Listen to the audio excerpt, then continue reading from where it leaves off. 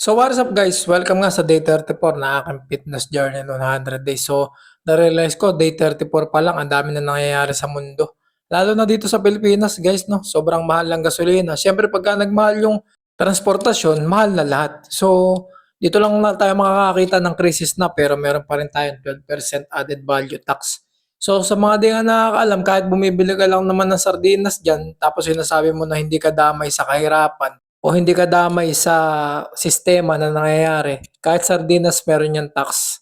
Kahit ano man bilhin mo, kahit nga manood ka lang ng Netflix, meron tax. So, damay ka rin. Kahit papaano, isa ka rin naman sa may karapatan na maghanap ng magandang mangyayari dito sa sistema na nangyayari sa atin.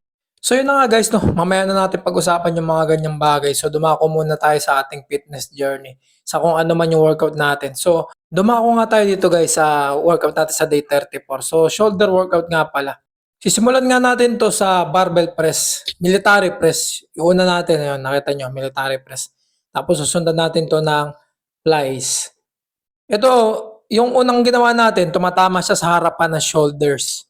Kumbaga sa frontal 'yon. Tapos itong pangalawang ginagawa natin tumatama siya sa gitna ng shoulders mo. Sa gitnang-gitna kasi tatlong part yung shoulder.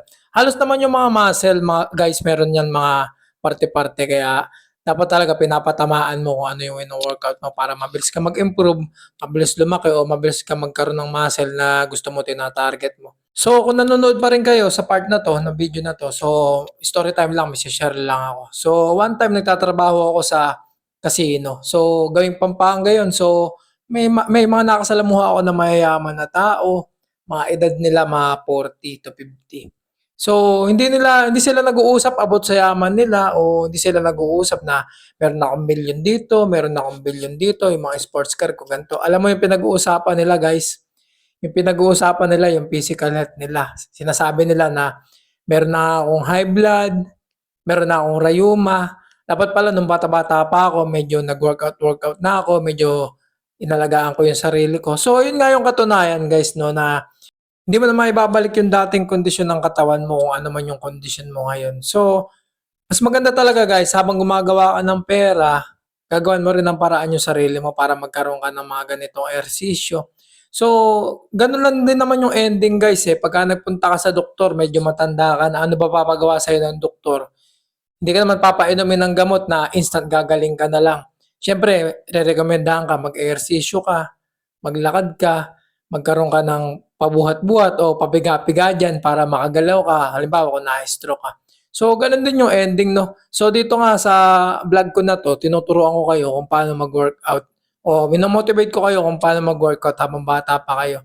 So, hindi lang naman workout yung tinuturo ko dito, minomotivate ko rin kayo kung paano kayo gumawa ng pera para makapag-workout kayo. Kasi, hindi rin naman talaga biro yung pag-workout lalo na pagka nasa diet phase ka na. Gusto mo na talaga magka-abs, gusto mo na talaga kung ano man yung hubog ng katawan mo, lumit yung bewang mo. So, sa mahal na yan ang bilihin, guys. Hindi talaga biro na mag-diet ka na ngayon. Lalo kung yung diet mo talaga yung mga strict, yung katulad ng masasarap talaga yung gusto mong kainin. Hindi ka makatiis na puro manok lang, puro itlog lang. So, kalaunan guys, halimbawa nag-workout ka tapos natutunan mo na yung mga tamang diet. Kasi yun talaga naman, chicken breast.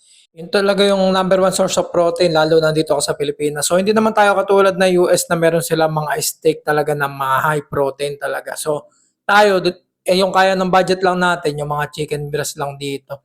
So, dun sa chicken breast, malaki talaga yung nakukuha protein mo dun. Kasi pagka may protein ka, mas mabilis mag-repair yung muscle mo. Mas mabilis mag-repair kung ano man yung pinapalaki mo o ano man yung na-improve mo sa katawan mo. So, bibigyan ko nga kayo ng example. Sample ko nga yung sarili ko dati. Akala ko basta kumain ka lang, basta mag-workout ka lang, ayos na. Lalaki na o magiging bilog na yung muscle mo. So may mga sikreto pala, no? Minsan pala sikreto talaga yung nutrition. So natutunan ko lang din to sa coach kong kapatid. So sabi ko nga sa inyo, kung gusto nyo pa ng malalim na kaalaman about sa fitness, pwede nyo naman siya i-PM. So kung nandito ka pa, i-mention ko siya sa comment section para makita mo siya. So yun na nga, tinapos natin tong workout na to sa roller. So stay fit, stay healthy, burger kayo sa akin.